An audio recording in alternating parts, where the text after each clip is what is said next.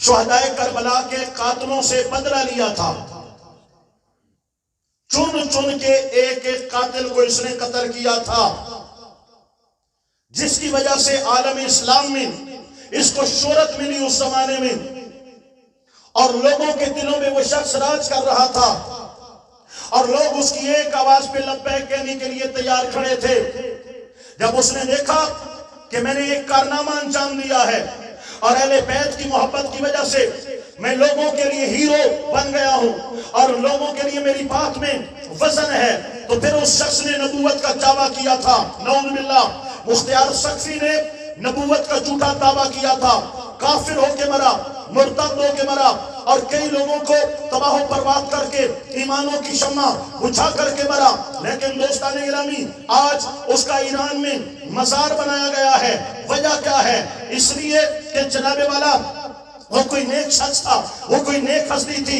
یہ رافضیت ہے۔ اور پھر ہمارے کچھ ایسے مولویوں کی آپ کو سوشل میڈیا پر تصویریں نظر آئیں گی جو جہاں پر ہم سے 50,000 فیسیں لیتے ہیں، لاکھ روپے کے لفافے لیتے ہیں، ہمارے اہل سنت کے ٹکڑوں پہ پڑھتے ہیں، اور وہاں مختار سقفی کے مزار پر، اس کی قبر پر حاضریاں دیتے ہیں، جو کہ دنیا کا بدترین کافر ہے۔ تو میرے بھائیوں، اس نے چاہے اہل بیت کے قاتلوں سے بدلہ لیا، لیکن نبوت کا دعویٰ کر کے اس نے اپنا سب کچھ ضائع کیا، سب کچھ تباہ و برباد کیا۔ تو میں عرض اس لیے کر رہا ہوں، یہ بھی عرض کرنے کا مقصد ایک اور بھی تھا۔ جس طرح ترک ڈرامہ دکھا رہا ہے اور اپنی تاریخ پیش کر رہا ہے، ایرانیوں کے ڈرامے بھی چلے ہوئے ہیں۔ مختار نامہ انہوں نے ایک ڈرامہ بنایا ہے جس میں کئی صحابہ کرام کا کردار انہوں نے ویلن کے طور پہ، ظالموں کے طور پہ، جھوٹوں کے طور پر اس نے ڈکلیئر کیا ہے، لوگوں کے سامنے شو کیا ہے کہ جناب یہ صحابہ کرام کی مکاریاں ہیں، نعوذ باللہ ثم نعوذ باللہ۔ اور مختار سقفی کو انہوں نے ہیرو کا کردار دیا ہے تاکہ ایرانی سوچ اور رافضی سوچ لوگوں کے دل و دماغ کے اندر ڈالی جائے۔ میرے بھائیوں، یہاں پر یہ بتلانا بھی میں ضروری سمجھتا ہوں، میں واپس آ رہا ہوں اپنے موضوع سے اور موضوع کی طرف، اور موضوع کو لے کر ہم بات آگے بڑھائیں گے، لیکن یہاں پر یہ بات آپ کو باور کرانا میں ضروری سمجھتا ہوں۔ یاد رکھو، تاریخ اسلام 1400 سال پر محیط ہے، تاریخ اسلام 1400 سال پر محیط ہے۔ جس طرح تاریخ پاکستان دوستو یہ چند دہائیوں پر محیط ہے کہ پہلی دہائی 1947 کے بعد، پھر دوسری، پھر تیسری، پھر چوتھی، اور اس طرح یہ مساحت جو ہے یہ دہائیوں پر مشتمل ہے۔ تاریخ اسلام جو ہے یہ 14 صدیوں پر محیط ہے۔ جس طرح پاکستان کی تاریخ میں آپ کو ملے گا کہ پہلی جو ہے وہ 10 سالوں میں کیا ہوتا رہا، دوسری دہائی میں کیا ہوتا رہا، تیسری دہائی میں، یہ دہائی 10 سالوں کو کہتے ہیں، صدی 100 سالوں کو کہتے ہیں۔ پہلی دہائی میں کیا ہوا، دوسری دہائی میں کیا ہوا، تیسری دہائی میں کون آیا، کون اترا، کون ظالم تھا، کون مظلوم تھا، وزیر اعظم کون، صدر کون، جنرل کون، وغیرہ وغیرہ۔ سیاسی جماعتیں آئیں، بنتی رہی، ٹوٹتی رہی، اعلان نعرے بنتے رہے، ٹوٹتے رہے، جھنڈے بنتے رہے، ٹوٹتے رہے، جماعتوں کے گٹھ جوڑ ہوتے رہے، ٹوٹتے رہے۔ ایک تاریخ ہے۔ اسی طرح ایک پاکستان کی بھی تاریخ ہے۔ پہلی صدی ہجری، مدینہ المنورہ، ہجرت مدینہ سے لے کر آج تک 1400 سال پر تاریخ اسلام محیط ہے۔ ان 1400 سالوں میں صحابہ کرام خلافت راشدہ کے دور میں جو سب سے پہلا فتنہ اٹھا تھا عبداللہ ابن سبا تھا۔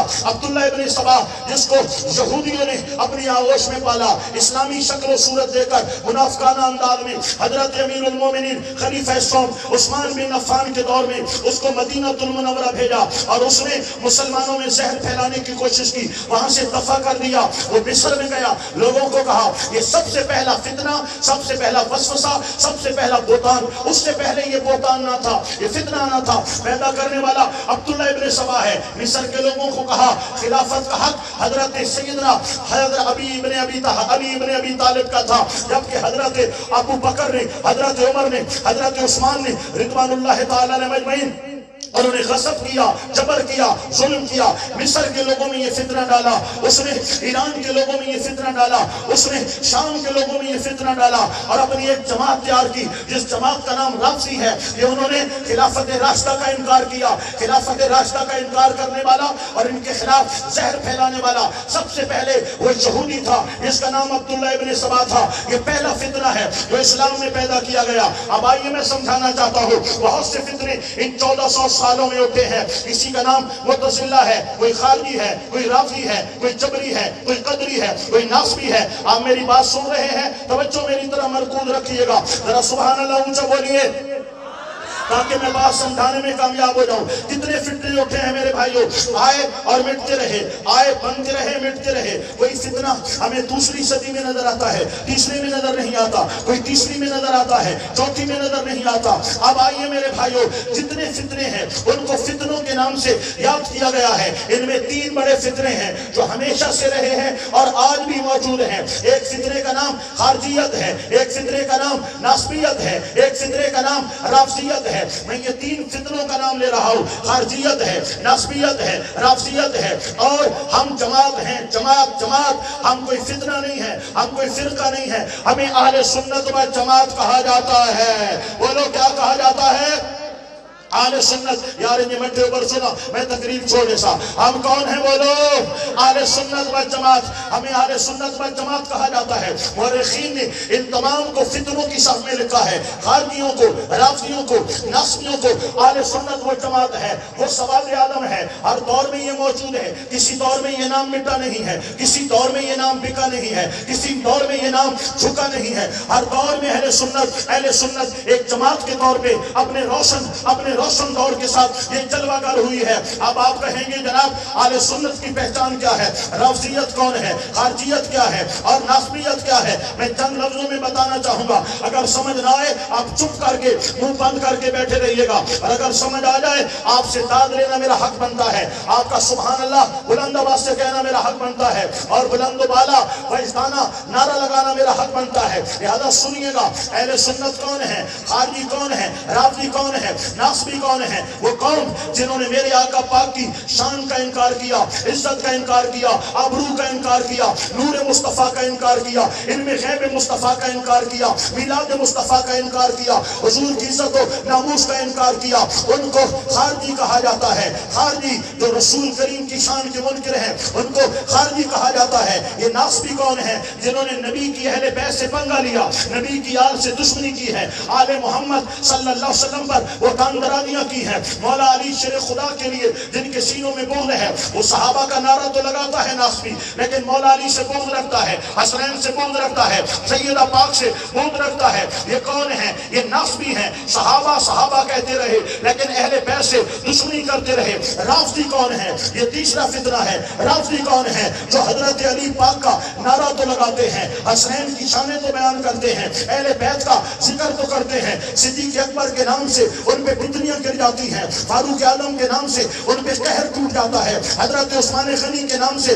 उनके घरों में आग लग जाती है, अम्मा आयशा सिद्दीक़ा रज़ी अल्लाह तआला अन्हा के नामे नामी इसमें गिरामी से उन पर क़यामत टूट जाती है, हजरत अमीर मुआविया और हजरत अबू सुफियान रज़ी अल्लाह तआला अन्हुमा के जिक्र से उनके ऐवानों में ज़लज़ले बर्पा हो जाते हैं। ये राफ़ज़ी हैं। अब सुनिएगा, खारजी वो है जो इज्जत मुस्तफा के मुनकिर हैं, नासबी वो है जो अहले बैत नबूवत के गुस्ताख हैं, राफ़ज़ी वो है जो सहाबा किराम के गुस्ताख हैं। हम अहले सुन्नत हैं, नबी का प्यार भी हमारे सीनों में है, सहाबा का दामन भी हमारे हाथों में है, अहले बैत की मोहब्बत भी हमारे सीनों में है।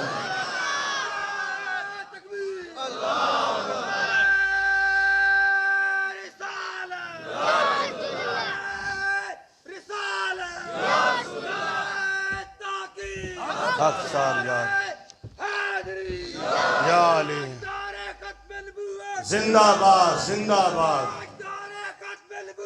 जिंदाबाद जिंदाबाद। लब्बैक या रसूल अल्लाह, लब्बैक लब्बैक लब्बैक या रसूल अल्लाह, लब्बैक। हाँ जनाब, मैं ख़त्म नबूवत के हवाले से आखिरी गुजारिश कर रहा हूँ और फिर इख्तितामी कलिमात की तरफ मैं आऊँगा। आप की तवज्जो को सलाम, आपकी मोहब्बत को सलाम, आपकी सूझबूझ को सलाम। माशाअल्लाह सुनने वाले हैं, समझने वाले हैं। अल्लाह पाक आपको बरकत अता फरमाए। मैं 7 सितंबर की बात कर रहा था।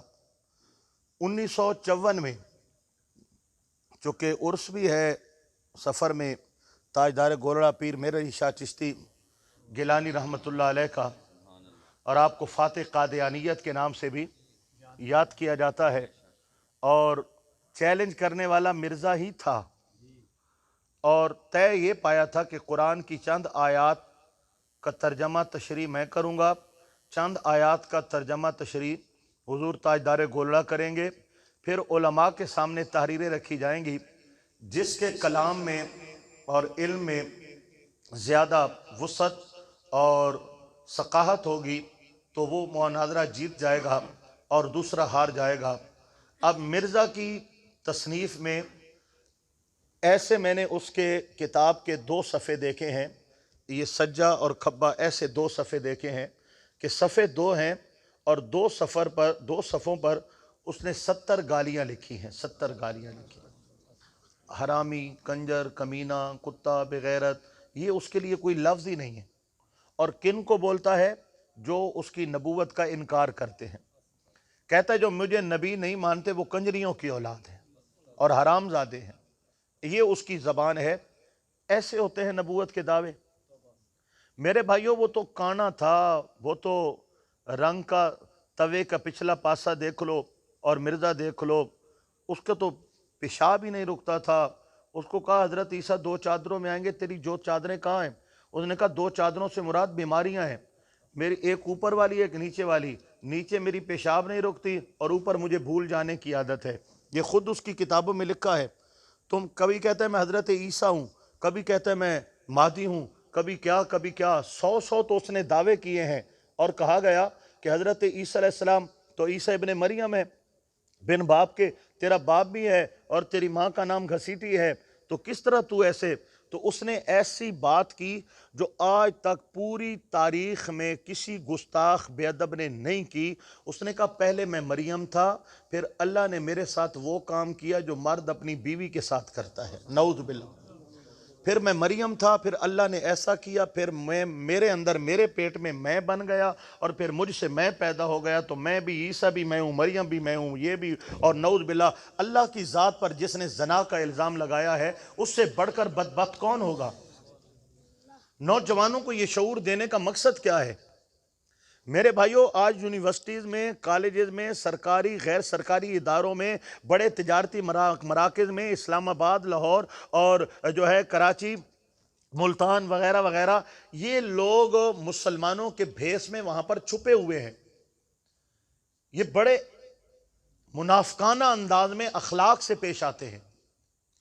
अपने क्लास फेलोज को पहले प्यार मोहब्बत से, मीठी बातों से अपना करते हैं, फिर उनको घर तक ले जाते हैं, अपने घर अपनी बहनों के साथ, बेटियों के साथ उनको अलहदा वक्त दिलाते हैं, फिर मूवियां बनती हैं, फिर उनको ब्लैकमेल करते हैं, फिर उनके ईमानों से खेला जाता है। बरतानिया इनका मरकज है। मुसलमान है तो मरकज बरतानिया क्यों है? अमेरिका के वीजे के लिए एक बंदे को कितना जलील होना पड़ता है, लेकिन जो है आप देखें कि वो वीजे की लालच देते हैं। इधर कादियानी लिखाओ आईडी कार्ड में, उधर वीजा, जिस यूरोपियन मुल्क का वीजा चाहिए वीजा मिल जाएगा। क्यों? कि इसको पैदा करने वाला यहां पर अंग्रेज का राज था ना। जब मिर्जा कादियान ने नबूवत का दावा किया था तो जिनका बच्चा था आज तक वो नस्ल को भी पाल रहे हैं। तो लोग वीजे के लिए, नौकरी के लिए, छोकरी के लिए नौजवान अपना ईमान जाया कर रहे हैं। हजारों की तादाद में हर साल नौजवान अकीदा खत्म नबूवत से इनहिराफ कर जाते हैं। इस वजह से हमारा नौजवान नहीं भटकता कि मिर्जे का कोई किरदार अच्छा है या उसकी गुफ्तगू के अंदर कोई तासीर है या उसके दलाइल में कोई पुख्तगी है। गाली गलौज, फहाशी उर्यानी, झूठ, दरोग, कोई बोहतान दराजी, ये मिर्जा कादियानी का शेवा है। जो नौजवान बहकते हैं सिर्फ पैसे के लिए, नौकरी के लिए, वीजे के लिए, छोकरी के लिए, अयाशी के लिए, फहाशी के लिए।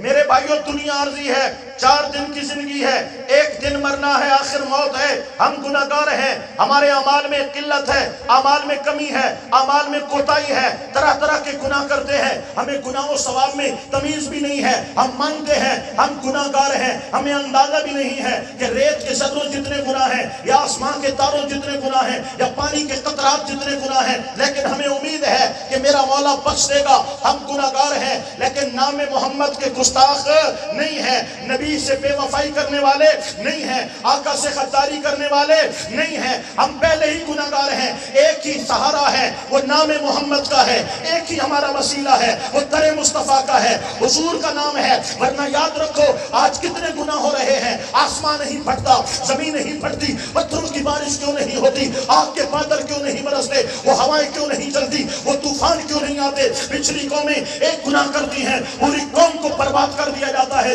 ہم لاکھوں گناہ کر کے بھی زندہ ہیں، نسلیں زندہ ہیں، چہرے سلامت ہیں۔ مولا وجہ کیا ہے؟ فرمایا ما کان اللہ لیعذبہم وانت فیہم، تمہیں بچایا ہوا ہے تو نام محمد نے بچایا ہوا ہے۔ ہمارا ایک وسیلہ ذات مصطفیٰ ہے، محبت مصطفیٰ ہے۔ قادیانی گستاخ بے ادب ہمارا وہ عقیدہ بھی لینا چاہتا ہے، وہ نسبت بھی لوٹنا چاہتا ہے، ایمان کی شمع کو گل کرنا چاہتا ہے۔ یہی وجہ ہے علماء اہل سنت نے ختم نبوت پہ بول بول کے، تاجدار ختم نبوت کے نعرے لگا لگا کے اس سنی قوم میں وہ ولولہ پیدا کر دیا ہے۔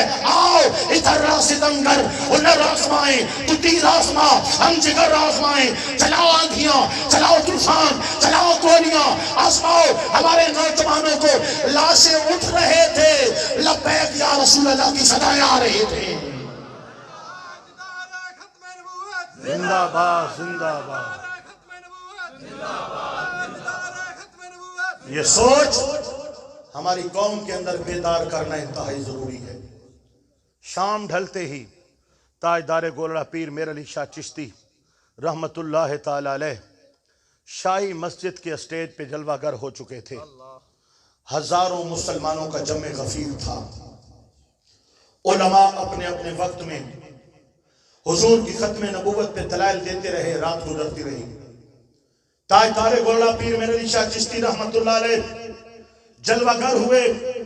فرمایا مرزا نے کہا تھا میں آؤں گا، میں کہتا ہوں وہ نہیں آئے گا، اور اگر آج مرزا آ جاتا ہے تو میں اعلان کر رہا ہوں میں قلم کو ہاتھ نہیں لگاؤں گا، میں کاغذ کو چھوں گا تک نہیں، میں قلم کو کاغذ پر رکھ کر کہوں گا اے قلم لکھ۔ قلم خود اٹھے گا اور نبی کی شان میں لکھتا چلا جائے گا۔ یا سبحان اللہ کو لکھتا چلا جائے گا۔ پیر صاحب واپس آئے، مرید نے ہاتھ جوڑ کے کہا پیر سائیں اتنا وڈا دعویٰ کر چھوڑائی، اگر مرزا آویندا تو کیا تسا قلم نو حکم دے ہوا قلم چل پویا؟ فرمایا میرے علی خود دعویٰ نہیں کر رہا تھا، جب میں کولڑا کی دھرتی سے جا رہا تھا تاجدار کائنات میرے نانا جان محمد عربی صلی اللہ علیہ وسلم میرے خواب میں آئے، میری کمر پہ ہاتھ رکھا، کہا بیٹا میرے علی میری ختم نبوت کے لیے جا رہے ہو، جاؤ، دعویٰ کرنا تمہارا کام ہے، کر کے دکھانا ہمارا کام ہے۔ تاجدار ختم نبوت زندہ باد، زندہ باد۔ تاجدار ختم نبوت۔ تو 1954 جب پاکستان 1947 میں بن گیا تو 54 میں علماء حقہ نے، پاکستان کے علماء نے مشاورت کی کہ سرکاری طور پہ مرزائیوں کو کافر قرار دیا جائے، ورنہ مسلمانوں کے بھیس میں یہ مسلمانوں کے ایمانوں سے کھیلتے رہیں گے اور ہمارا نقصان کرتے رہیں گے اور قوم کو میں گستاخ کرتے رہیں گے۔ اور آج یہ ہے، کل کوئی اور نبوت کا دعوے دار کھڑا ہو جائے گا اور کہے گا وہ بھی تو ہیں، وہ بھی تو مسلمان ہیں۔ اس مقصد کے لیے تحریک چلی، تحریک تحفظ ختم نبوت۔ اس تحریک اور اس بل کے پاس کرانے میں 20 سال لگے۔ کتنے سال؟ 20 سال۔ 10,000 لوگوں کو شہید کیا گیا حکومت کی طرف سے۔ حکومتیں بدلتی رہیں لیکن ان کا موقف ایک تھا کہ یہ بل پاس نہیں ہونے دینا۔ 10,000 لوگ شہید ہوئے۔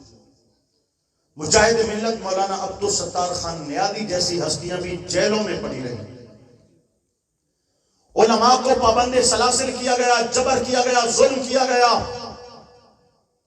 گولیاں لگائی گئی، پیسوں سے خریدنے کی کوشش کی گئی، لیکن ان کا ایک ہی نعرہ تھا، تاجدار ختم نبوت۔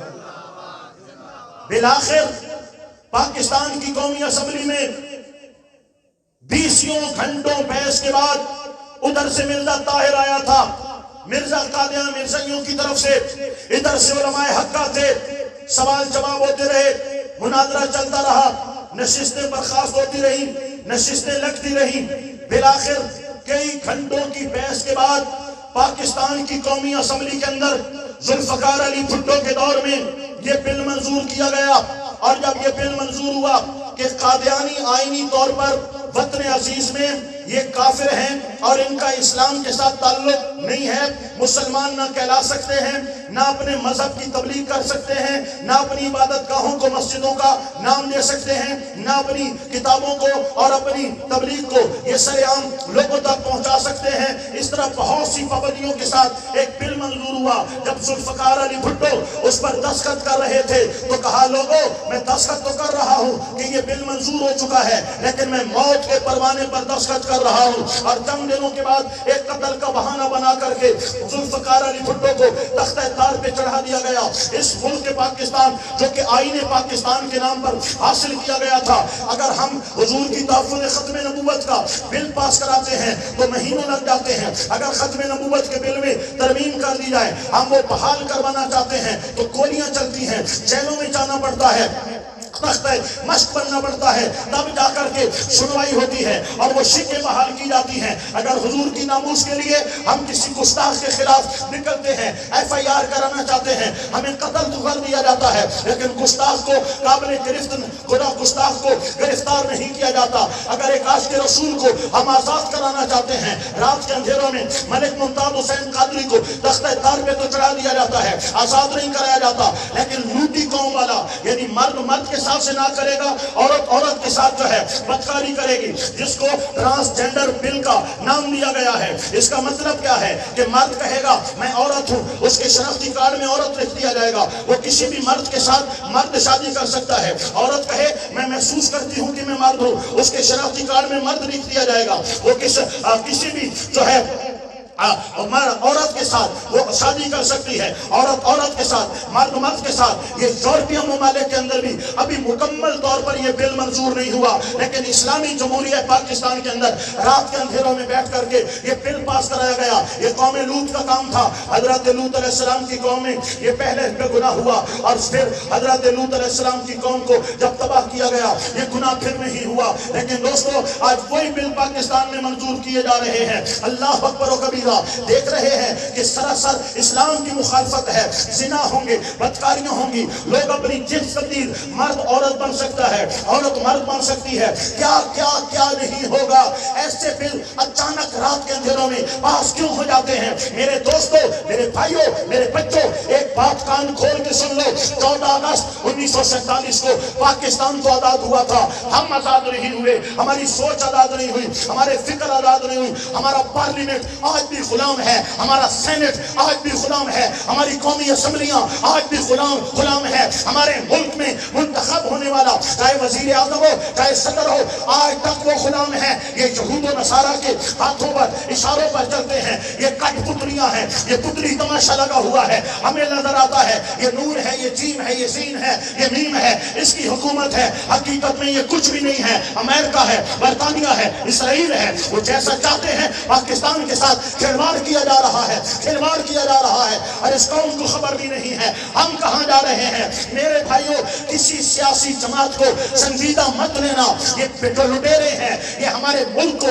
لوٹنے والے ہیں، ہمارے خزانوں کو لوٹنے والے ہیں، ہمیں تباہ و برباد کرنے والے ہیں۔ کیا ضرورت تھی ایک متنازع غیر شرعی بل کو پاس کرنے کی؟ ارے سیلاب میں دنیا ڈوب رہی ہے، ان کے پاس وقت نہیں ہے کہ مل بیٹھے اور غریبوں کے لیے سوچے۔ ملک میں مہنگائی کہاں جا پہنچی پہنچی ہے. ان کے پاس وقت نہیں ہے کہ مہنگائی کے حوالے سے سوچیں. غریب خودکشیاں کر رہے ہیں, اپنی اولادوں کو بیچ رہے ہیں, گھر میں پھانسی کے پھندے لٹکا کے اپنے آپ کو جو ہے وہ موت کا شکار کر رہے ہیں. نہ غریبوں کے لیے کچھ ہے. بجلی کے بل اتنے ہیں کہ لوگوں نے میٹر کٹوا دیے, تاریں کٹوا دی, بل دیکھ کر ہارٹ اٹیک ہو گیا, خودکشیاں ہو گئیں. ان کو کوئی پرواہ نہیں ہے. مہنگائی رہا ہے, ان کے خزانے بھرے جا رہے ہیں. یہ مل کر ہمیں تو کہتے ہیں کہ چائے کی پیالی آدھی کر لو, تم اپنا پروٹوکول کم کر لو, تم عیاشیاں کم کر لو, تم کروڑ پتی ہو, تم اربوں پتی ہو, تم اپنا گاڑی میں پیٹرول خزانے سے نہیں اپنے جیبوں سے ڈلواؤ, اپنی تنخواہیں لینا چھوڑ دو, سرکاری نوکروں اور ملازموں سے کام لینا چھوڑ دو, سرکاری بجلی سرکاری سہولتیں استعمال کرنا چھوڑ دو. یہ ہمارے فرعون نما حکمران ہر سال ہر ماہ اربوں خربوں وطن عزیز کے خزانے سے لیتے ہیں. یہ ٹیکس جو ہم بجلی پہ پے کرتے ہیں, صابن پہ پے کرتے ہیں, چینی پہ پے کرتے ہیں, صابن پہ, شیمپو پہ, اپنے گھر کے ایک استعمال کی چیز پر ہم ٹیکس دیتے ہیں. غریب کسان مزدور کے ٹیکس پہ یہ بھربھراتی گاڑیوں میں پھر رہے ہیں, عیاشیاں کر رہے ہیں, بدماشیاں کر رہے ہیں, شرابیں پی رہے ہیں. ملک وطن عزیز کو آج اس نہج تک پہنچانے والے ہمارے سیاسی ہیں, ہمارے حکمران ہیں. ہر دور میں انہوں نے ملک کو تباہ و برباد کیا ہے, تباہ و برباد کیا ہے, تباہ و برباد کیا ہے. جناب علامہ صاحب اتنی بڑی لمبی چوڑی بحث کر گئے. حل کیا ہے, حل کیا ہے, حل کیا ہے؟ یاد رکھو, ہمارا حل ہماری آزادی, ہماری فکر, ہماری سوچ کی پختگی کل بھی نظام مصطفیٰ میں تھی, آج بھی نظام مصطفیٰ میں ہے. جب آل انڈیا سنی کانفرنس بنارس ہو رہی تھی, آپ کہیں گے یہ تو تقریر کرنے آئے تھے میلاد کی اور پتہ نہیں کدھر جا پہنچے. بھائی ہم تو ایسے ہی ہیں, مجھے تو اور سیدھی سادھی تقریریں آتی نہیں ہیں. آپ سمجھیں یا نہ سمجھیں یہ وقت کی ضرورت ہے. آل انڈیا سنی کانفرنس بنارس جب ہو رہی تھی تو پیر سید جماعت علی شاہ رحمۃ اللہ تعالی علیہ آپ کی صدارت تھی. آپ نے خطبہ صدارت بھی دیا اور فرمایا میں مسٹر محمد علی جناح کو تحریک پاکستان کے تحرک پر مبارکباد بھی پیش کروں گا, اور میں مسٹر محمد علی جناح سے ایک گزارش بھی کروں گا اور ایک سوال بھی کروں گا. گزارش یہ ہے کہ آپ پاکستان کے لیے نکلے, ہم آپ کے ساتھ ہوئے. اگر آپ کہیں تھک کر بیٹھ بھی جائیں گے, یا رسول اللہ کہنے والے اب پاکستان بنا کر رہیں گے, پاکستان بنا کے رہیں. اور دوسرا میرا سوال, فرمایا اللہ کرے گا ہم دیکھ رہے ہیں کہ پاکستان ہمیں مل رہا ہے, اگر پاکستان بن گیا تو اس کا آئین کیا ہوگا, دستور کیا ہوگا؟ قائد اعظم محمد علی جناح جب اپنے اسٹیج پہ آئے, انہوں نے شکریہ ادا کیا اور پھر کہا کہ پیر صاحب نے مجھ سے آئین پوچھا ہے. اس کا جو کوٹ تھا, کوٹ کا بٹن کھولا, اندر کے پاکٹ میں پاکٹ سائز قرآن پاک رکھا ہوا تھا. اس نے قرآن پاک نکالا اور کہا جس قوم کے پاس یہ کتاب ہے اس سے کسی نئے آئین کی کوئی ضرورت نہیں ہے. اس مقصد کے لیے ہم نے وطن عزیز حاصل کیا تھا. آج جو کچھ ہمارے ساتھ ہو رہا ہے وہ آپ سب دیکھ رہے ہیں. ان سیاسیوں کے لیے ہم فیس بک پہ رشتہ داریاں بھی توڑ دیتے ہیں, ان جماعتوں کے لیے ہم ایک دوسرے پہ بہتان درازیاں بھی کرتے ہیں. اسی سیاست کے پیچھے ہم نے اچھے خاصے دوستوں کو بھی ضائع کر دیا. یہ کسی کے نہیں ہیں, یہ پیسے کی اولاد ہے, یہ یہود و نصارہ کی اولاد ہے. الا ما شاء اللہ, شاید اسمبلیوں میں کوئی انگلیوں پہ گنے گئے چند افراد موجود ہوں جو نظریے کی سیاست کر رہے ہیں. باقی روپیہ پیسہ, حرص و حوث, عیاشی اور لالچ کی جو ہے وہ سیاست کر رہے ہیں. اللہ پاک ہماری قوم کو ہدایت عطا فرمائے. گھنٹہ ہو گیا میرے بھائیو, گھنٹے سے کوئی 5-7 منٹ زیادہ ہو گئے. میں 10 منٹ آپ کے لوں گا اور بات ختم کروں گا. کوئی پریشانی, کوئی تکلیف, کوئی رولا رپا, کوئی اعتراض؟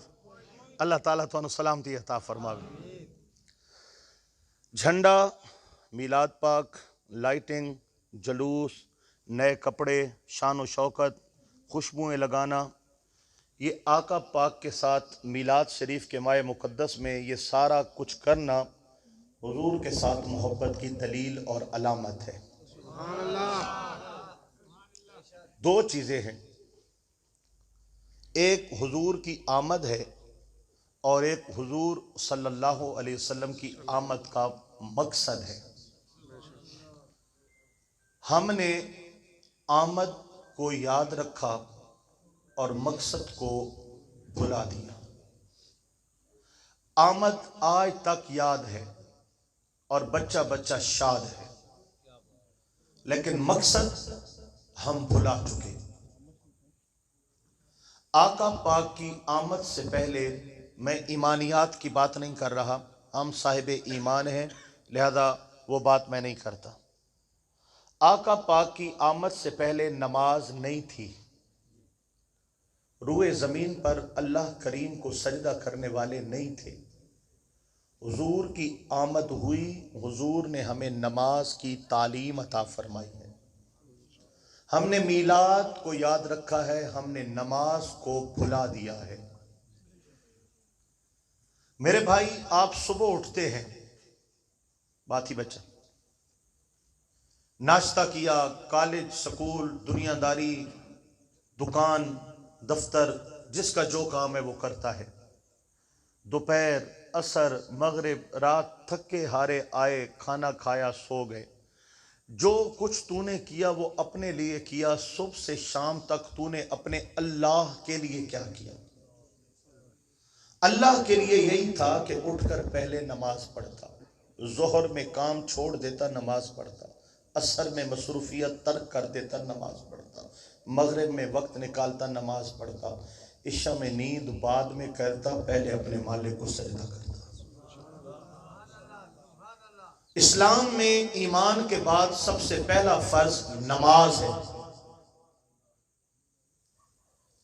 اسلام کی پہلی سیڑھی کا نام نماز ہے۔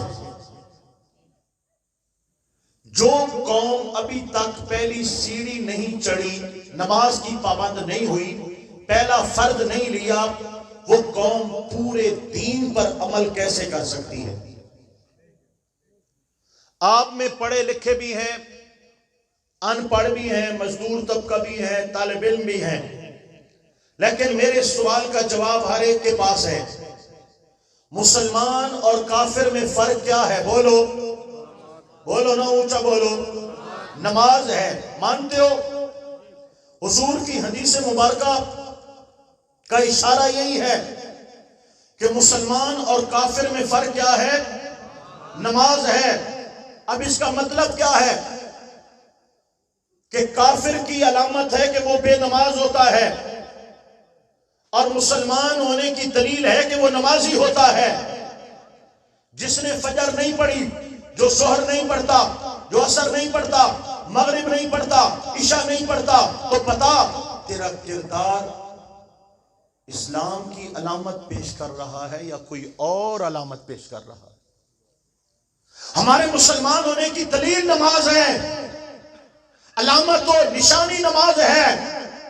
تو اپنی شناخت بھی کھو بیٹھا، اپنی نشانی بھی کھو بیٹھا، کس طرح کا تو مسلمان ہے مجھے بتا۔ سن میرے بھائی، تقریر نہیں ہے یہ، کوئی خطاب نہیں ہو رہا، آپ کے سینے پہ دستک دے رہا ہوں، دل کے میل پر کچھ رگڑے لگا رہا ہوں، بند کانوں کے ذریعے ویران سینوں میں کوئی ٹھنڈی ہوا کا جھونکا پہنچانے کی کوشش کر رہا ہوں، اور اگر کانوں کے ذریعے بات دل میں اتر کر روح کو چھیڑ گئی، آج کے بعد وہ ولولہ ملے گا، موت تو آ سکتی ہے، تیری نماز کا حق نہیں ہو سکتی۔ اس مسلمان کی شان ہی یہی ہے میرے بھائیوں۔ آئیے میں عرض کر رہا تھا کہ مسلمان اور کافر میں فرق کیا ہے؟ نماز ہے۔ ہم نے سب کچھ کیا اپنے لیے، میرے رب نے 5 وقت نماز کا حکم دیا تھا کہ سجدہ کر لینا، مالک کو یاد کر لینا، اور بتا دینا میں مالک کی نعمت دکھا کے مالک کا شکر کرنے والا ہوں، مالک کی بغاوت اور نافرمانی کرنے والا نہیں ہوں۔ میرے آقا پاک نے فرمایا نماز نور ہے، نماز برہان ہے۔ توجہ میرے بھائیوں، توجہ، آنکھیں بھی کان بھی، دل بھی، دماغ بھی، ذرا آؤ، بات لگے گی دل میں، اثر کرے گی، اللہ عمل کی توفیق دے گا انشاءاللہ۔ فرمایا نماز نور ہے، برہان ہے، نجات ہے۔ جس نے نماز کی پابندی کی، جس نے نماز کو چھوڑ دیا، نہ اس کے لیے نور ہے، نہ اس کے لیے برہان ہے، نہ اس کے لیے نجات ہے۔ بے نماز کو قیامت کے میدان میں حامان، شداد، قارون اور ابی بن خلف، یہ 4 بڑے کافر ہیں۔ حضور نے فرمایا بے نماز کو ان کافروں کے ساتھ قیامت کے میدان میں اٹھایا جائے گا۔ ہمیں تو ناز ہے کہ حضور کے غلاموں میں آئیں گے، حضور بخشوا لیں گے، بخشوا لیں گے، خدا کی قسم ہے بخشوا لیں گے، لیکن اتنا تو ہونا کہ حضور اپنے غلاموں میں قبول ہی فرما لیں۔ ساری زندگی جو نبی پاک کی سنت سے منہ موڑتا رہا، نماز قضا پہ قضا، قضا پہ قضا، قضا پہ قضا کرتا رہا، قیامت میں منہ اٹھا کے کہے یا رسول اللہ میں تیرا نوکر، میں تیرا غلام، یہ کیسی غلامی ہے کہ آج 5 وقت کی نماز اس نبی کے عاشق کے لیے پڑھنا مشکل ہو گئی ہے۔ کیا جواب دو گے قیامت میں رسول خدا کی بارگاہ میں؟ آگے سنیے، میرے آقا پاک علیہ السلام نے فرمایا، ہاں، قیامت کا پہلا سوال نماز ہوگا۔ جس کی نماز مکمل ہوئی اس کی بخشش ہو جائے گی، اور جس کی نماز مکمل نہ ہوئی اس کو داخل جہنم کر دیا جائے گا۔ فیصلہ نماز پر ہوگا۔ نماز ہے چلے جاؤ جنتی ہو، نماز نہیں ہے چلے جاؤ جہنم کے حقدار ہو۔ پہلا سوال بھی ہم نے تیار نہیں کیا۔ اتنی سستی کی ماری ہوئی قوم کہ 5 وقت نماز بھی نہ پڑھ سکے۔ آگے سنیے، ہاں دوستو، میرے آقا نبی کریم علیہ السلام نے نماز کی جو برکتیں بیان فرمائی ہیں، میں ان کو ایک تمثیل کہہ لیں یا تمثیلی آپ کہہ سکتے ہیں، چند جملوں میں، چند لفظوں میں پیش کرنا چاہتا ہوں۔ بزرگوں کی بارگاہ میں ہم تعویذات کے لیے جاتے ہیں، تعویذ لینا ثواب ہے، تعویذ دینا ثواب ہے، لینا بھی ثواب ہے، دینا بھی ثواب ہے۔ تعویذ بیچنا بھی حرام ہے، تعویذ خریدنا بھی حرام ہے۔ پیر صاحب نے تعویذ دیا، 10 20 100 50 1000 جو بھی رکھ دیا، الحمدللہ، دینے والا بھی جائز، لینے والا بھی جائز۔ اور پیر صاحب نے کہا کہ یہ 500 والا ہے، یہ 1000 والا ہے، یہ 2000 والا ہے، کون سا لوگے؟ لینے والا بھی حرام، دینے والا بھی حرام۔ اور جس پیر صاحب کے پاس جاؤ، کوئی بوتھی تو بندے کے پتر کی طرح ہو، ہاتھوں میں کڑے پہن کے بیٹھا ہے، خود جہنم کا زیور اس کے ہاتھوں میں ہے، وہ آپ کو کیا جنت کے سودے دے گا؟ لوہے کی انگوٹھی، لوہے کے کڑے، یہ جہنم کا زیور ہے، جہنم کی آگ ہے۔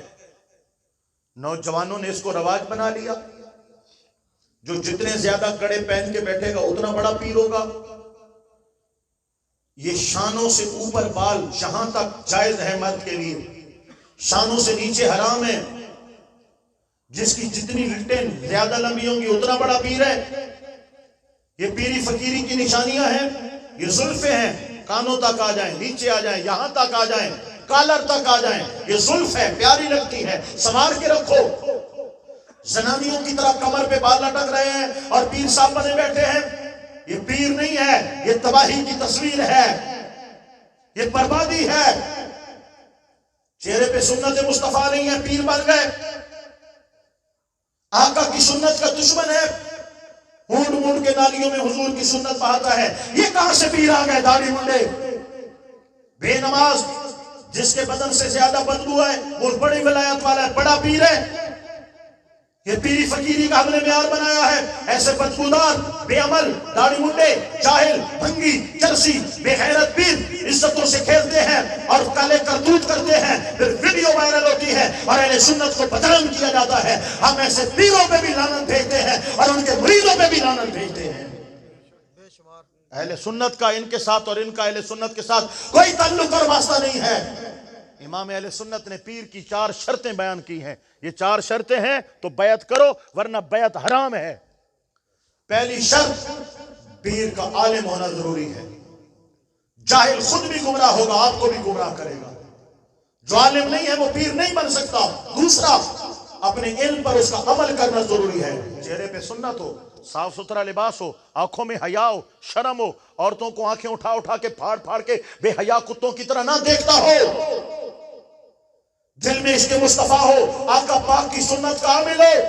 یہ دوسری شرط ہے. اور تیسری اس کا عقیدہ ٹھکا ٹھکا پکا سچا سچا اہل سنت و جماعت ہو. غیر اہل سنت کی بیعت حرام ہے, پیر نہیں ہو سکتا. دوسرے جتنے مسالک ہیں ان میں شیخ الحدیث, مفتی, مدرس, طرح طرح کے لوگ نظر آئیں گے. اگر ولی نظر آئیں گے تو صرف اہل سنت و جماعت میں نظر آئیں گے. اور چوتھی شرط اس کا سلسلہ طریقت رسول اللہ صلی اللہ علیہ وسلم تک متصل جڑا ہوا ہو. اے جن یہ کھمبیاں نکل پونیاں, نہ کوئی پیو تے نہ کوئی ماں, یہ کھمبیاں آج کل پیر اٹھی گلونے. جنا پیر طریقت رابر شریعت کوئی پتہ کو نہیں بھائی کتوں آئے تھے کتوں گئے تھے, یہ کیڑی بلا سارے گلے پو گئی ہے. سلسلہ طریقت نبی کریم علیہ السلام تک جڑا ہوا ہونا ضروری ہے. یہ 4 شرائط ہیں, اگر ہے تو بیعت جائز ہے ورنہ بیعت کرنا حرام ہے. وہ خود